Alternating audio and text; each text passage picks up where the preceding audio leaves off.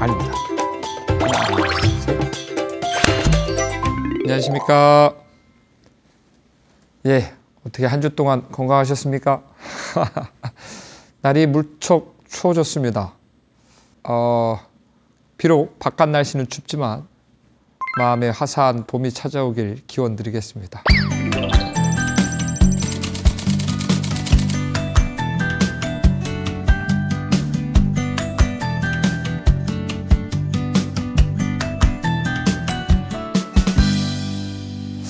자, 오늘은 경남 합천으로 한번 떠나볼까 합니다. 경남 합천에 아주 크고 유명한 절이 있죠. 어디죠? 해인사입니다. 해인사 하면은 대표적으로 많이들 아시겠지만 해인사 하면 팔만대장경이 제일 먼저 생각나실 겁니다. 팔만대장경 보존되어 있는 사찰. 그래서 해인사는 삼보 사찰 중에서 법보 사찰이라 불려지는 곳입니다. 해인사는 통일신라 애장왕 3년에 창건됐는데요. 창건 연후에 그 창건의 일화를 보면 예전에 이제 순웅이라고 하는 스님이 계셨답니다. 순웅 스님께서 766년에 당나라로 이제 유학을 갔다가 유학에서 당나라에서 이제 불교 공부를 매진하시고 이제 귀국을 하신 다음에 지금의 해인사 위치쯤에다가 이 암자를 짓고 사셨다 그래요. 근데 그 애장왕의 왕후였던 왕후가 이제 병이 나서 온갖 약을 다 써도 병을 못 고쳤다 그래요. 그러다가 이제 이 신하들한테 사방으로 이제 흩어져서 도가 높은 스님들한테라도 이렇게 한번 이 병을 좀 낫게 하고자 해서 한 사신이 지금의 이제 합천의 가야산에 있는 순웅 스님이 머물고 있는 그 암자까지 이름을 명성을 듣고 들어서 거기에 이제 딱 갔는데 순웅 스님 몸에서 휘황찬란하게 빛이 나더래요. 그래서 스님 지금 왕후가 이제 병이 났는데 저기 궁궐로 가셔서 좀 치료 좀 해달라고. 근데 순웅 스님이 이제 거절을 하셨대요. 모르죠, 저야. 도가 높으신 스님들의 뜻을 제가 어찌 알겠습니까? 근데 이제 이 사신의 말을 듣고 이 하나의 묘책을 알려주셨대요. 이 끈을 왕후의 배에 이렇게 대고 한쪽 끈은 나무에 이렇게 걸어두면은 금방 이제 병이 나을 것입니다라고 해서 그 사신이 정말로 이제 애장한테 가서 이렇게 설명을 해서 왕후의 배에다가 이제 끈을 묶고 또 한쪽 끈을 나무에 이렇게 묶고 했는데 나무가 이제 비틀어 말라 죽고 왕후의 병은 나았다고. 그래서 애장왕이 너무나 감사한 마음에 지금의 해인사를 지어 주었다라고 하는 그런 일화가 내려오기도 합니다. 아까 말씀드렸다시피 팔만대장경은 고려 시대에 이제 제작이 됐죠. 몽골의 침입을 받았을 때 고려인들이 그 몽골 외적의 침입을 이제 부처님의 불력으로서 부처님의 가피로서 이겨내고자 그래서 이제 팔만대장경을 조성하게 됐는데 처음 제작된 것은 이제 1차 이제 몽고의 침입이 있고 나서 이제 몽고군이 후퇴하고 그렇게 만든 대장경을 이제 초조 대장경이라고 합니다. 처음 만들었다 그래서. 근데 이제 두 번째 또 이제 몽골군이 쳐들어왔을 때 그렇게 이제 소실되게 되죠. 그래서 다시금 그 대장경을 이제 판각을 하기 시작합니다. 그래서 두 번째 판각한 걸 이제 제조 대장경이라고 하죠. 그래서 그 제조 대장경이 강화도에 이제 강경도감을 만들어서 그렇게 설치하고 있다가 이 조선 태조 때 이제 돌고 돌아서 해인사에 이제 보관되게 됩니다. 말 그대로 팔만대장경이죠. 왜 팔만대장경일까요? 그 판이 8만 개가 있다. 그래서 팔만대장경이죠. 그 8만 1천 집계, 그러니까 정확한 수치는 8만 1,352개인가? 네, 그렇게 최근 조사 결과는 이제 그렇다고 합니다.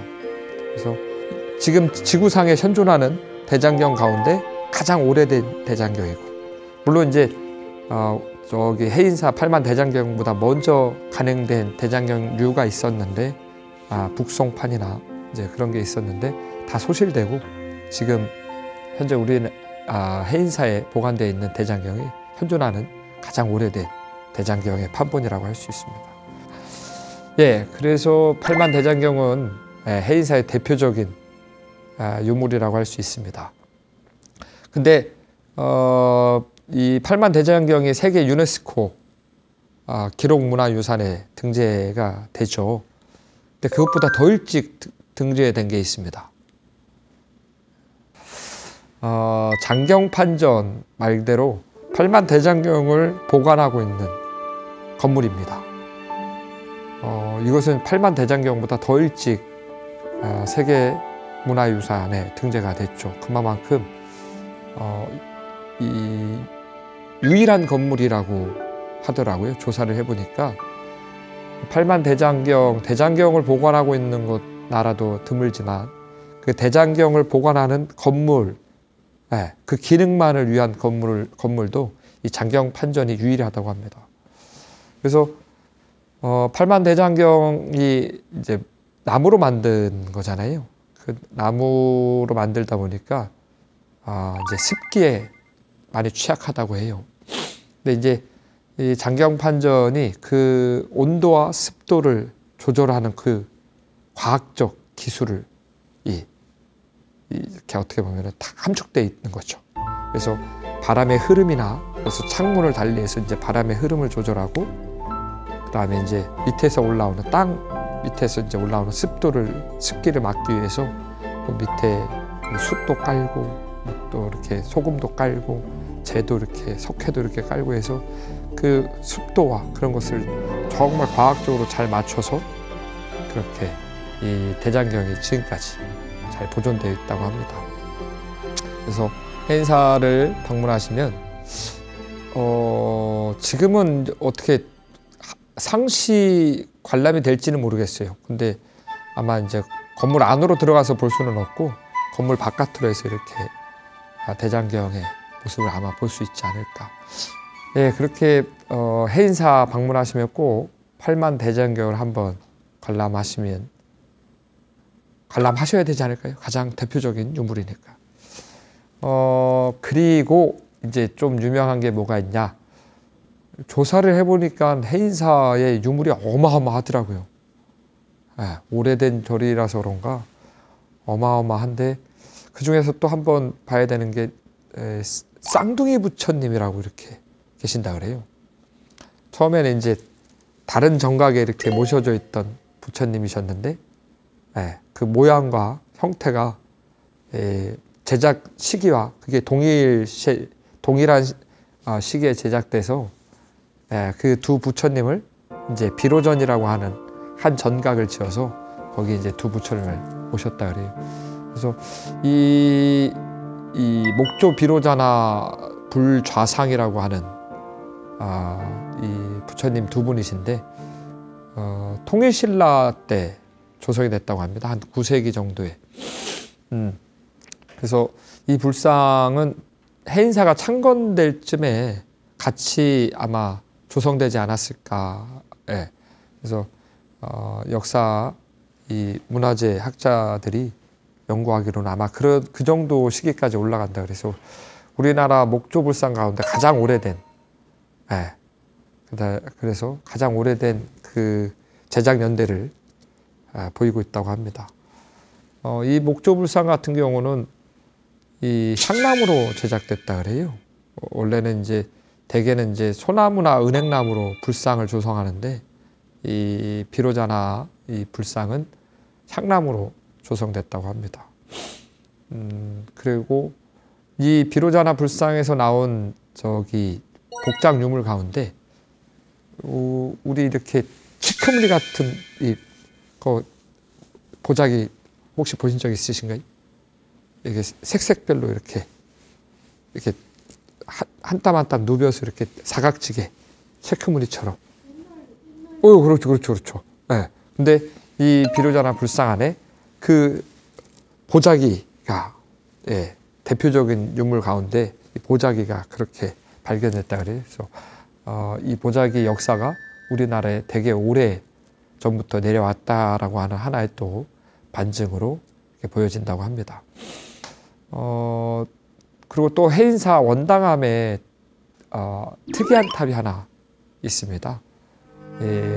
원당함, 해인사 원당함 다층석탑이라고 하는 건데, 왜 우리가 탑 하면은 3층 석탑, 5층 석탑, 7층 석탑 이렇게 딱 있는데 되게 많은 이걸 뭐라 그러죠? 그게 있어요. 엄청 많아요. 정말로 세보지 못했는데 이게 그 벼루 만드는 재질로 이렇게 만들어진 탑이라 그래요. 대체적으로 이 고려 시대 때 유행했던 형태라고 합니다. 그래서 좀 특이한 탑이 있다라는 거 이렇게 한번 봐보시면 좋지 않을까. 그리고 또 산내 암자 가운데 실황대라고 하는 산내 암자가 있습니다. 거기에 대표적인 이 조각품이 하나 있는데 건칠 실황대사 좌상이라고 하는, 우리나라에는 거의 이제 몇 점 되지 않는 그런 작품이라고 하는데, 뭐냐고 하면 실황대사라고 하는 스님의 그 모습을 조각을 한 거예요. 예전에 지금은 국립중앙박물관에서 전시가 됐던 걸로 알고 있는데 지금은 다시 돌아왔는지 모르겠지만, 정말 사실적으로 이렇게 너무나 이제 생동감 있게 그 조각을 이렇게 했거든요. 그래서 아주 매우 뛰어난 걸작품이기도 합니다. 이 실황대사 조사상을 보면은 여기 가운데 이렇게 구멍이 뚫려 있다 그래요. 저는 처음에 이거 조사하기 전에 저도 이제 그 실황대사 조사상을 이렇게 봤는데 가슴에 구멍이 뚫려 있는 걸 왜 저 구멍은 뭘까 이렇게 생각했는데 이번 조사를 통해서 알게 됐는데, 실황대사 스님께서 그때 이제 살아계실 때 여름철에 공부하는 스님들이 모기 때문에 공부를 못하는 거예요. 그러니까 그 실황대사께서 자신의 가슴에 이렇게 구멍을 뚫어서 모기들한테 피를 보시했대요. 다른 스님들 공부하는데 방해하지 말고 내 피를 가서 먹어라. 그래서 실황대사님의 별칭이 홍혈국인이라고 불려졌다고 합니다. 그래서 이렇게 문화재 사찰 관련된 문화재 공부를 하면서 저도 알게 모르게 이렇게 몰랐던 부분, 새로운 부분이 보여서 나름 좀 재미를 느끼고 있습니다. 아무튼 오랜 역사와 문화를 갖고 있는 해인사 방문하시면 팔만대장경은 당연히 너무나 유명하니까 보시겠지만, 그렇게 각 산내 암자에도 정말로 아주 뛰어난 문화재가 있고, 그다음에 해인사 안에도 있죠. 우리가 팔만대장경만 중요한 것이 아니라 그 외에 다수의 문화재들도 또 많이 있으니까 구경하시면 좋을 것 같습니다. 다음으로 가실 곳은 경상남도 하동에 있는 이 노래 아시는가요? 구경 한번 와보세요. 뭐죠? 그렇죠. 화개장터와 가까이 있는 쌍계사로 한번 가보도록 하겠습니다. 쌍계사 들어가는 봄이 되면 이 쌍계사 앞에 피어나는 벚꽃을 구경하려고 어마무시한 사람들이 이 쌍계사를 찾습니다. 쌍계사는 723년에 성덕왕 때 의상 스님의 의상대사의 제자인 삼법 스님에 의해서 창건됐다고 합니다. 이 삼법 스님이 유학을 갔다가 그 유학에서 당나라에서 유학을 할 때 꿈을 꿨다 그래요. 예, 그 눈에 겨울에 눈 속에서 피는 꽃이 있는 자리에 절을 지어라. 그래서 이 삼법 스님이 이 귀국을 해서 정말 전국 각지로 그 산을 돌아다니면서 그렇게 이 절터를 한번 봤는데 지리산에 딱 도착했을 때 호랑이가 갑자기 탁 앞에 나타나더니 그 삼법 스님을 이끌었다 그래요. 그러면서 지금의 쌍계사 금당 자리, 대웅전 자리를 금당이라고 하거든요. 그 자리에 탁 안내를 해줬더래. 거기에 이제 눈 속에 한 송이 꽃이 핀 걸 보고 여기가 그 자리구나 해서 지금의 자리를 에다가 이제 쌍계사를 지었다고 합니다. 처음에 이름은 옥천사라 그랬대요. 처음에 이름은 옥천사였는데 그 마을에 똑같은 절이 좀 있었나 봐요. 그래서 이 혼동이 되니까 이 840년 진감선사께서 옥천사라는 이름 대신 그 사찰 내에 2개의 계곡이 이렇게 흐른다 그래서 쌍계사로 이름을 바꿨다고 합니다. 그래서 쌍계사로 이름을 바꾸고 나서 이 최치원이라고 하는 문인 유명하죠. 그 문인이 바위에다가 쌍계 성문이라고 하는 4글자를 써서 새겼다고 합니다. 그래서 일주문 초입에 일주문 들어가기 전에 그 바위에 이렇게 새겨진 최치원의 쌍계 성문을 보실 수가 있을 것입니다. 그리고 이제 올라가서 제일 먼저 만나는 일주문, 쌍계사 일주문. 쌍계사 일주문은 이 편액이 2개 달려 있다 그래요. 처음에 이제 앞면과 뒷면에 앞면에는 삼신산 쌍계사라고 하는 이 편액이 달려 있고 그 뒤로 이렇게 들어가서 뒤로 이렇게 쳐다보시면 선종대가람이라고 하는 그런 편액이 이제 달려 있다고 합니다. 쌍계사 일주문도 이 되게 뭐랄까 그 기둥에 이 지붕을 바치는 것을 이제 포라고 하는데 이게 하나의 포가 아니라 막 정말 다양한 많은 이 부자재를 이렇게 쌓아서 이렇게 화려하게 장식한 걸 다포 양식이라고 하거든요. 그래서 이 쌍계사 일주문 기둥을 이렇게 보시면은 정말로 이렇게 그 부자재들이 정렬된 그 다포 양식의 그 아름다움을 또 느낄 수가 있습니다. 그래서 일주문을 이렇게 지나서 만나게 되는 이 대웅전이 나옵니다. 대웅전 아까 일주문도 보물이지만 대웅전도 보물입니다. 그래서 쌍계사 대웅전은 이 정면이 5칸이고 측면이 이제 4칸의 이제 건물인데 기둥이 다른 절의 대웅전보다 높아서 좀 웅장하게 보일 수도 있을 것입니다. 근데 이 대웅전도 아까 말했듯이 기둥 위에 지붕을 받치는 그 포가 정말로 이렇게 또 겹겹이 아름답게 배열이 되어 있는 다포 양식이니까 그 다포 양식의 그 아름다움을 느낄 수 있는 일주문도 그렇고 대웅전도 그렇고 그리고 그 대웅전 안에 태화 세 분의 부처님을 그린 태화가 있는데 이 태화도 보물이라고 합니다. 그래서 가운데는 이제 석가모니 부처님의 태화가 있고 가운데를 중심으로 오른쪽에는 아미타 부처님, 왼쪽에는 이제 약사열애 부처님. 그래서 가운데 석가모니 부처님이 이제 현세의 부처님이시고, 그다음에 오른쪽 아미타 부처님은 미래세의 부처님이시고, 그다음에 약사열애 부처님은 과거세의 부처님이시고, 그래서 3세의 부처님을 이 그림으로 그린 이 3분의 부처님의 그 태화도 보실 수가 있습니다. 조선 중기, 그러니까 한 18세기에 그려진 작품인데 의겸이라고 하는 스님께서 조성했다 그래요. 그래서 전라도에서 활동한 불화승의 계보를 파악하는 데도 도움이 되고, 이 불화가 조선 중기 때 뛰어난 또 걸작품으로 이렇게 이야기되는 그런 작품이라고 하니까 쌍계사를 방문하시면 그렇게 한번, 쌍계사 방문하면 뭐 보라 그랬죠? 또 그렇죠.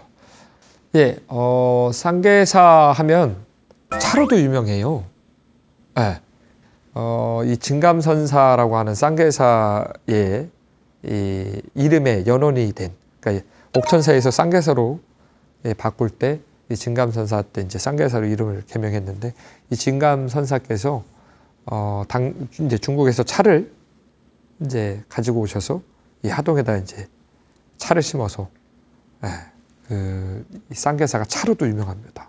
산내 암자 가운데 칠불암에는 우리나라 이제 차에 어떻게 보면은 이 정말 대표되는 초이선사가 또 칠불암에 거주하셔서 이 쌍계사는 차로도 참 유명합니다. 그래서 진감선사께서는 그렇게 차를 또 우리나라에 유통시키신 분이기도 하고, 또한 번패를 들여와서 쌍계사에서 스님들한테 번패를 또 알려주신 분이기도 합니다. 그래서 그 진감선사의 그 업적을 기리고자 진감선사 이게 탑비가 있는데, 이 비문도 문인 최치원이 정말로 비문을 짓고 글도 직접 이렇게 썼다 그래요. 그래서 그 역사의 흔적을 한번 감상해 보시는 것도 좋지 않을까, 그런 생각을 합니다.